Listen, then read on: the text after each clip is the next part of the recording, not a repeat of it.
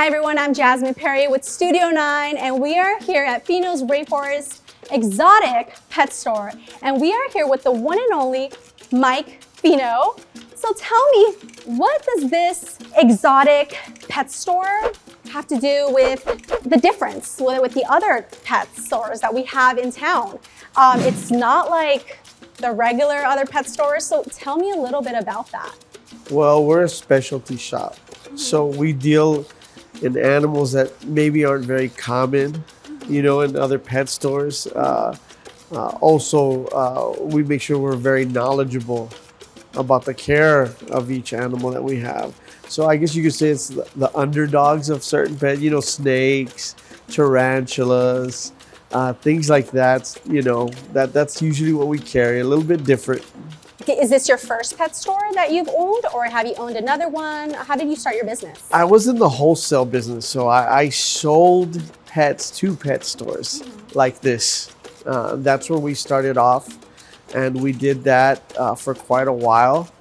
And then we saw the need, but I live in El Paso. I'm from El Paso and I live in El Paso, so I saw the need for it here in El Paso, and we keep a lot of animals. We do a lot of conservation work and things like that.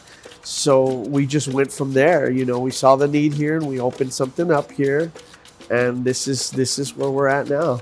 When you think of desert, you think of iguanas, snakes, Yes. And I see that you have lots of snakes, do. and they're all different. So tell All me about different. that. Where they come from. We've got snakes and animals from all over the world.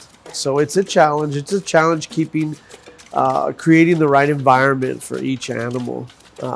But that's what makes them so different, that they come from different areas. And it's like anything. It's like any hobbyist. There's people out there that collect fish. Your fish guys, they collect certain fish and they do things like that. It's no different with these animals. There's a lot of guys that collect tarantulas, and they collect all kinds of tarantulas, frogs, and that's what makes them so different. And they come, and a lot of them come from really unique places, and places that we probably can't even get them from anymore. So a lot of these guys are breeding them. So you'll have captive bred, and that cuts down on the illegal pet trade, and that cuts down on so many things. So that's basically what our customers there, our customer base. So are you saying they're coming extinct? Is that what you're saying? Like, will they no longer be like certain types of exotic animals? There is not. Yeah, so Madagascar is deforestation, coffee. I love my coffee, palm oil, but things like that is a lot of it. It's not due to the pet trade. The pet trade is completely changed. So now we're the reason that a lot of these animals are still around, because of the pet trade, because we're breeders and the hobbyists, they're breeding these animals. But we're growing, as a people, we're growing, and sadly we're invading on a lot of these guys' homes. And so, horn toads here in El Paso when I was little, I played with them all the time, and you're lucky if you see one now. That's the roads and things like that. But I see that you have rats, you have rabbits, and yeah, and they're softer, they're cuter, Yes. would you say?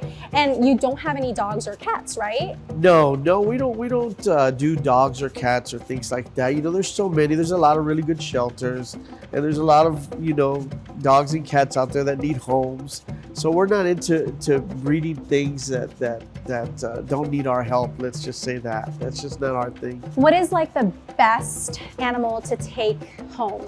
Any of these guys. What we do is people will come in, and if they're coming in with their son or something, we just find the fit for them.